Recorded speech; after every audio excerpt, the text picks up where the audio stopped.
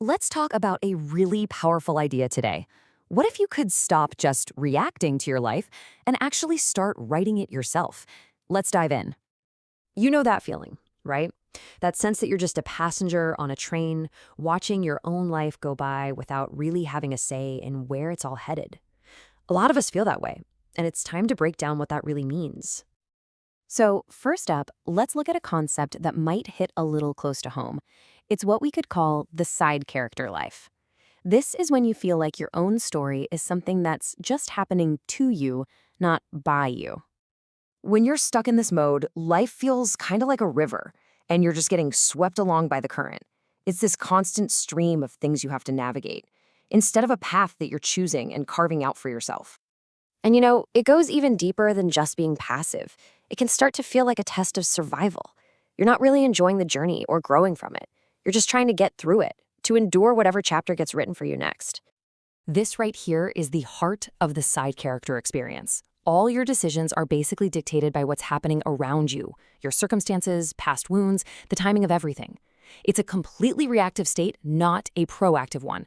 But, and this is the important part, you don't have to stay there. Okay, now for the turning point. This is that moment of realization, that shift where you discover you have way more power than you ever thought. This is where you understand you are the one holding the pen. Man, this is just so crucial. Think about it. So much of our early story, we had no control over it. None. But the healing, the real empowerment, it all begins with this one profound realization. Right now, in this moment, the rest of the story is yours to write. Your future is a blank page. And this isn't just a nice thought, it's basically a permission slip. It's you giving yourself the green light to finally break old patterns, to choose a different path, to walk away from what hurts you, and, most importantly, to start building a life that actually feels like it belongs to you. So, what does it actually look like to live as the author of your own life? It's so easy to think it means being the main character, the center of attention. But it's got nothing to do with the spotlight. It's all about intention. Here's the core idea we're working with. Authorship is an active practice. It's something you do every day.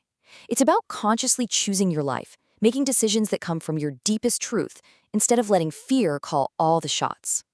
This chart just breaks down the shift so perfectly. When you're the side character, you're reacting, you're enduring, you're living from a place of fear. But as the author, you're choosing, you're building, you're living from your truth. And that last line, wow, that's everything. Your past doesn't get to define who you are anymore. It just explains where you've been. Your future is a story that's waiting for you to write it. All right, this is where the rubber meets the road. This is where we turn all this insight into real action.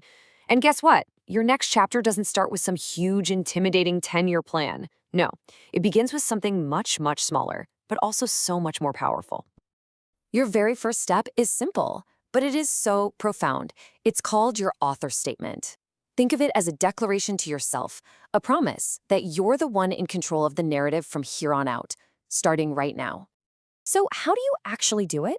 It's literally just 2 sentences.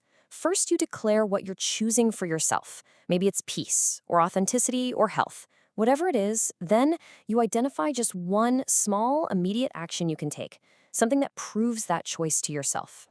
And this is the whole point. It's not about figuring out the entire story. It's not about having 10 steps mapped out. It's about just one clear, intentional choice. Because that one choice is the first drop of ink on a totally blank page. It's how every great new story begins. So, this is where we'll leave it. The pen is officially in your hand. The next page of your life is completely, totally blank. The question is no longer about what your story has been.